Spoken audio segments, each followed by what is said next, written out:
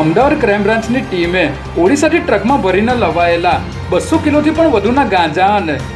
ડ્રગ્સના જથ્થા સાથે 3 આરોપીની ધરપકડ કરી છે, જેમાં આરોપીઓ ઓડિશાથી ટ્રકમાં આ જથ્થો લઈને આવ્યા હતા અને અમદાવાદની વટવા જીઆઈડીસીમાં ડિલિવરી કરવાના હતા, જેની બાતમીના આધારે પોલીસે ગાંજો અને ડ્રગ્સની ડિલિવરી થાય તે પહેલાં જ ઓડિશાના તમામ આરોપીઓની ધરપકડ કરી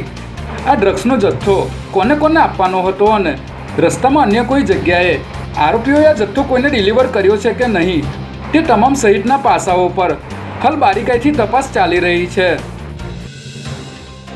રાજકોટ ટીઆરપી ગેમ ઝોન અગ્નિકાંડની ઘટનાના 4 મહિના બાદ રાજ્ય સરકારે ગેમિંગ એક્ટિવિટી માટે નવા નિયમો જાહેર કર્યા છે, જેમાં રાજ્યના વિવિધ શહેરોમાં સ્વતંત્ર ગેમિંગ એક્ટિવિટી એરિયા અને શોપિંગ મોલ તેમજ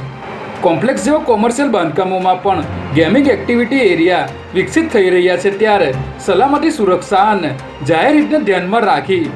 અલગ અલગ પ્લાનિંગ રેગ્યુલેશનની જોગવાઈઓ કરવામાં આવી છે, જેમાં ગેમિંગ ઝોન એક્ટિવિટીના સ્થળે BU certificate, fire NOC,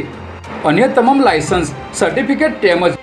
permit સહિતના ડોક્યુમેન્ટ પ્રદર્શિત કરવાના રહેશે તેવું પણ સ્પષ્ટ કરવામાં આવ્યું છે. અમદાવાદના માણેક ચોકમાં આવેલ કલા ગોલ્ડ ફેક્ટરીના સેલ્સમેન પોતાની 4 વ્હીલર કાર લઈને સોમનાથ તરફ જતા હતા, ત્યારે બાટવા કુટિયાણા રોડ પર તેમની કારમાં પંચર પડતા આ બંને સેલ્સમેન ત્યાં ઊભા હતા, ત્યારે અચાનક જ બાઇક પર આવેલા એક વ્યક્તિએ આ સેલ્સમેન સાથે ઝઘડો શરૂ કર્યો હતો, જે બાદ અન્ય 2 ઈસમો આવ્યા હતા અને છરી બતાવી માર મારીને કારમાંથી 2.5 કિલો સોનું, 5 કિલો ચાંદી અને 2.5 લાખની રોકડ મળીને 1 કરોડથી પણ વધુનો મુદ્દામાલ લૂંટી ફરાર થઈ ગયા હતા. ત્યારે ઘટનાને પગલે પોલીસે તમામ રોડની નાકાબંધી કરી લૂંટારુઓની શોધખોળ હાથ ધરી છે.